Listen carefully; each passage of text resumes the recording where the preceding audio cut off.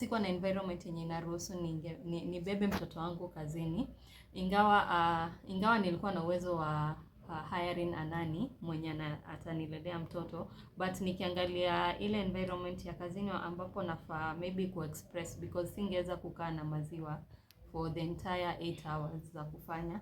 So changamoto yenye nilipitia ni kuwa nilikuwa na work environment yenye iko na wanaume.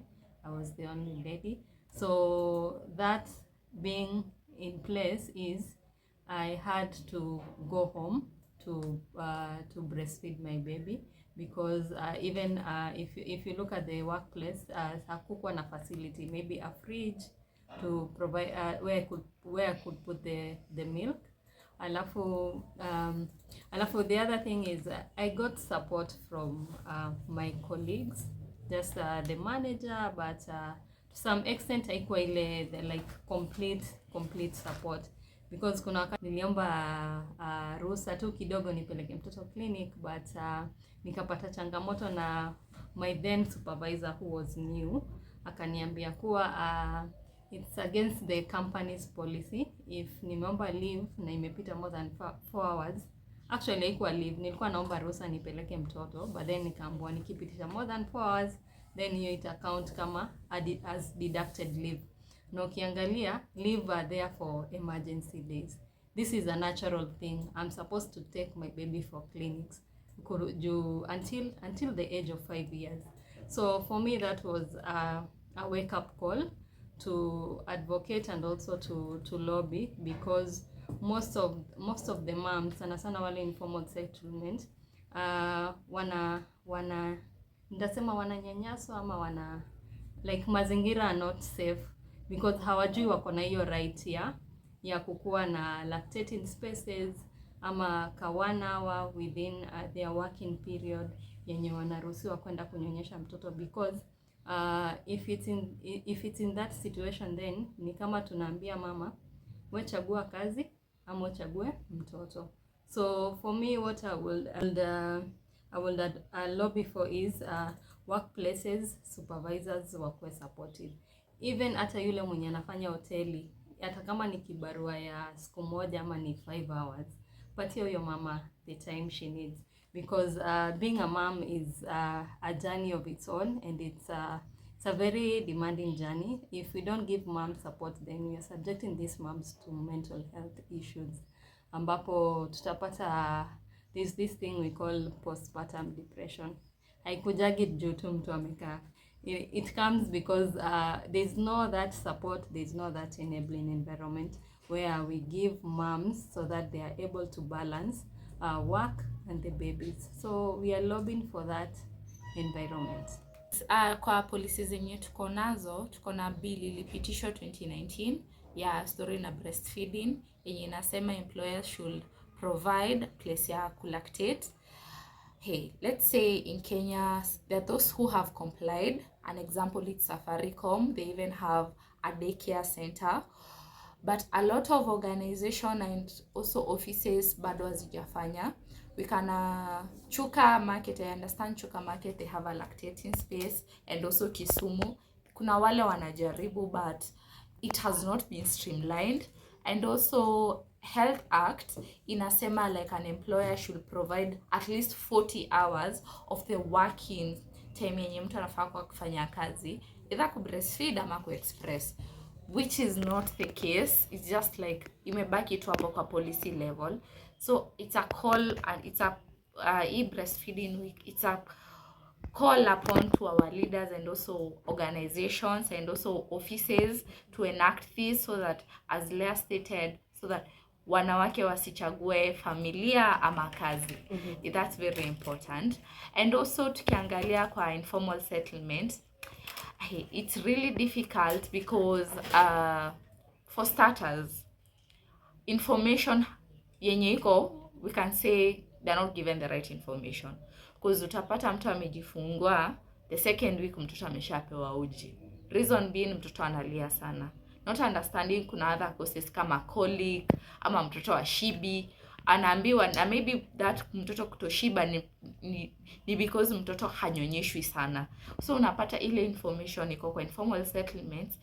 There is need for service providers to up their game right from when the lady is pregnant, wakienda clinic. Clinic si kupima tu mtoto heartbeat yake iko sawa, it's also about kuanza kuelimisha na kuwajulisha what it's expected, na also there is power in repetitive, because from the first month akienda clinic ambiwe utanyonyesha miaka 2, the first 6 months ni exclusive, it helps them hata saa zenye mtoto amekuja they're already in the right mind state.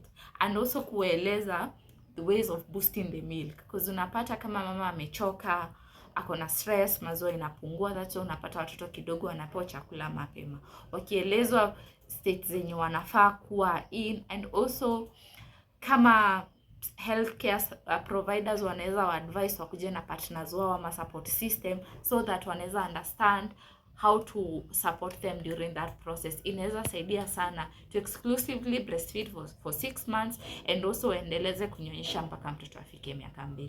For me, I've been working, I've been traveling, mtoto wangu hajafika 2 years, I still breastfeed because for starters nina understand umuhimu wa kubreastfeed mtoto mpaka afike miaka 2.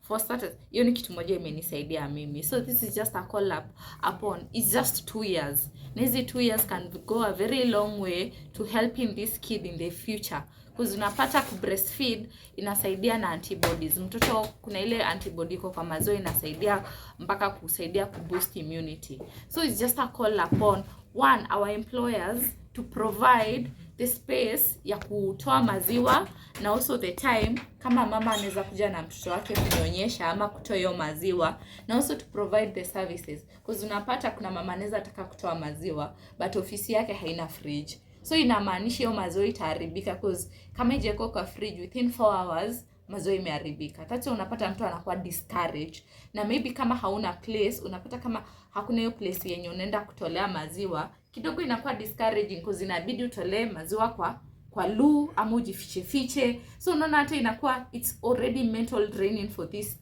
young woman ama this lady who is working, so they opt for the cheaper ama the option yenye it's not mentally draining. So if these services were provided and also healthcare providers wanna instill from the beginning the importance of breastfeeding, inaweza kuwa very important for even these working ladies to know and understand the importance of breastfeeding and also the support they have at work. Itawasaidia wao wenyewe to make the breastfeeding journey easy, because it can be mentally draining, na maziwa inapotea kama one, you're not settled, you're not relaxed. Una kama hana place ya kutolea maziwa, it already for her in her mind akole, kwa nini niende nishinde nikijisumbua, siwache tu iishe, na maybe kuna hiyo provision of none.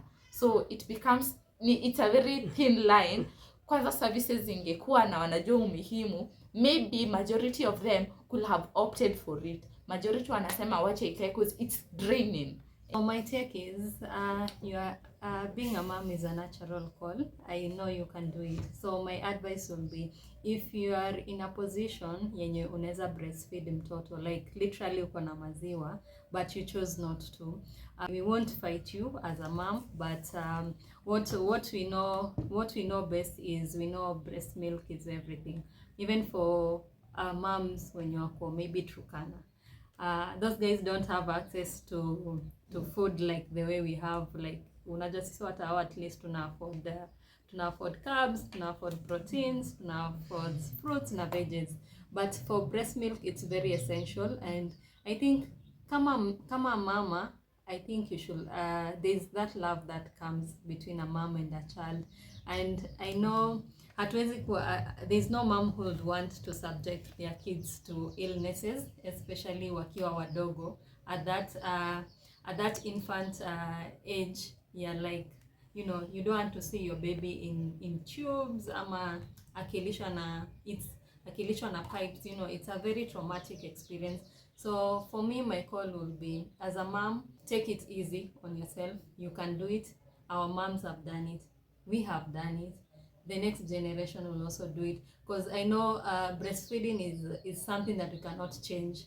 It's there, like it's the natural process of birth. Na sidhani there is a better elimination for breast milk other than giving the baby the breast milk if it's there.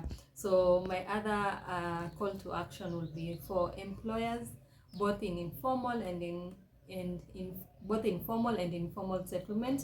Let's be sensitive, especially being that mothers are or let's say the girl child are the core people in the society, si ndio?